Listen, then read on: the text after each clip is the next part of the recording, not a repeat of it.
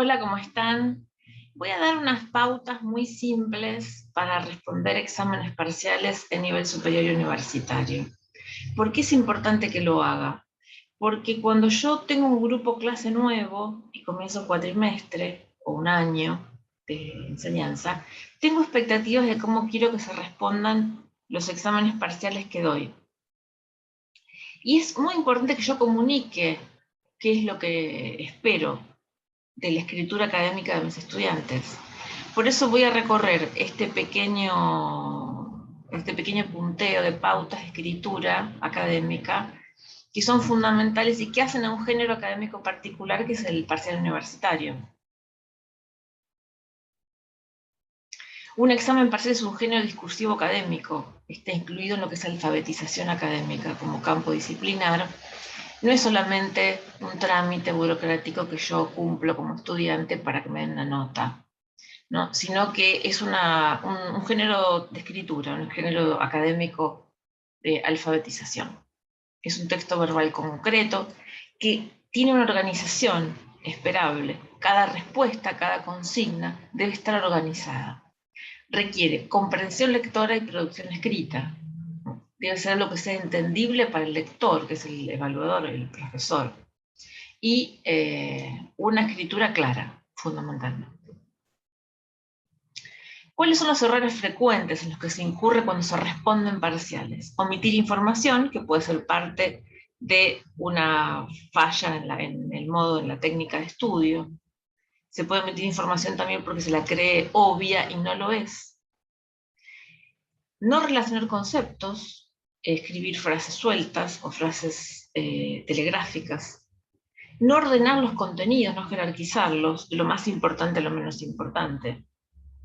La imprecisión, y esto es con el lenguaje mismo, hay campos teóricos que tienen especificidades, términos específicos. Por ejemplo, en la investigación que hizo Piaget en el lenguaje y pensamiento en el niño, tenemos términos específicos como es pensamiento transductivo, sincretismo, yuxtaposición. Son términos específicos que requieren ser recordados, memorizados y reproducidos en las respuestas si se los requiere.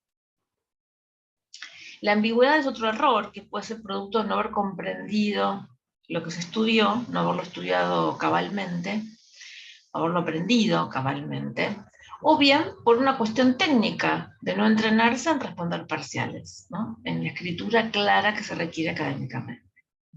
Y la elipsis es evitar escribir parte de un contenido.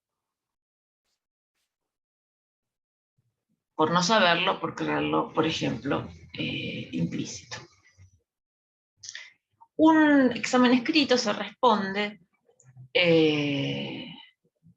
con la información necesaria que requiere, una respuesta autónoma, y debe estar estructurado como un texto. Cada respuesta debe poder omitir la pregunta. Hay operaciones discursivas propias del género académico, como lo son el definir, el ejemplificar, el caracterizar, el comparar, el justificar y el clasificar. Definir es una operación discursiva que consiste en decir P es Q. El signo lingüístico es una entidad mental, en este ejemplo que vemos acá. Tiene un sujeto, nombre del término que se va a definir, un verbo de denominación, el es el verbo ser, la inclusión del término definido dentro de una clase, entidad mental, y los rasgos del contenido. Después se puede pedir que se ejemplifique un concepto, y los conectores son, por ejemplo, saber, es el caso, cómo, así, o la utilización de dos puntos. También se puede pedir caracterizar, que es dar los rasgos de un objeto o concepto a definir. Se puede pedir comparar dos conceptos que requieren definir cada uno de ellos, caracterizarlos y señalar semejanzas y diferencias. La comparación es una operación propia de la investigación académica.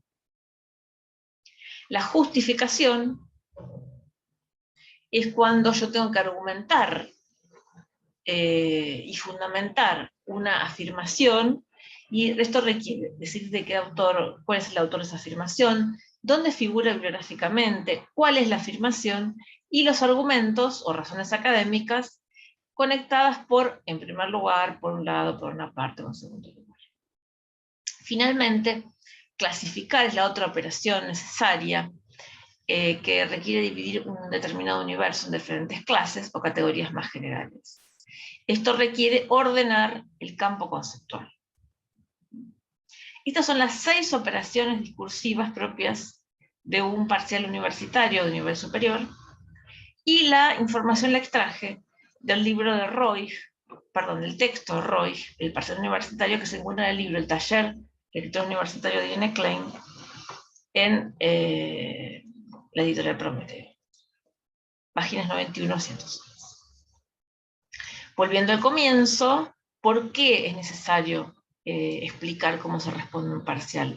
Porque cuando yo recibo un parcial para evaluarlo, necesito que quien lo haya escrito piense en que hay un lector, que es el profesor que está recibiendo el material, y que debe ser entendible. Por eso una definición, por ejemplo, es P es Q, ¿sí? Sin omitir esa operación a la antigua que requiere una mínima comunicación entre dos. Chao, hasta pronto.